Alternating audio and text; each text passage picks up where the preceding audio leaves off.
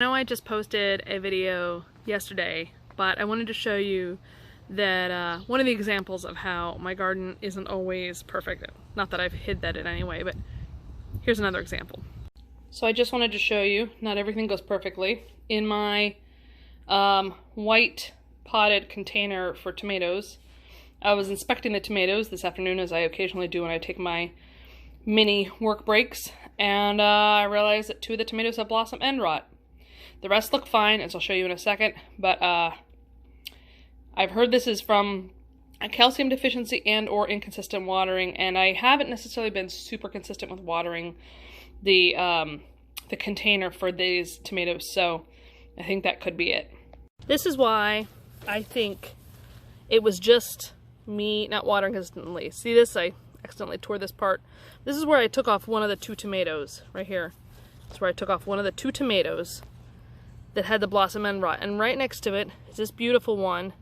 It has a really nice bottom, it looks healthy. And then, let's see if I can get over here. Where are you? Camera, hand, there we go. There it is. Oh, wow, that's close. That one also has a decent bottom. So, I think that I need to just be more consistent about watering this guy every day, or at least sticking my finger into the soil like I often do for the other plants, and making sure that it's doing all right. I have checked the majority of the other tomatoes, and they all seem fine at the bottom. I'm not seeing any problems, anything like that. So I think I just need to take it on the chin and be aware that not everything's ever going to be perfect, and that's okay.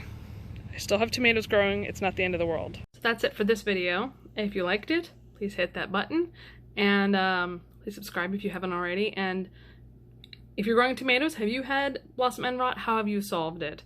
I'm just going to water my plants more, but I'm curious if you've found a tried and true things. I've heard of crushing up Tums and putting them on top of the soil, but given that the other tomatoes don't have huge problems, I'm thinking it's a watering issue. Tell me what you think. See you next time.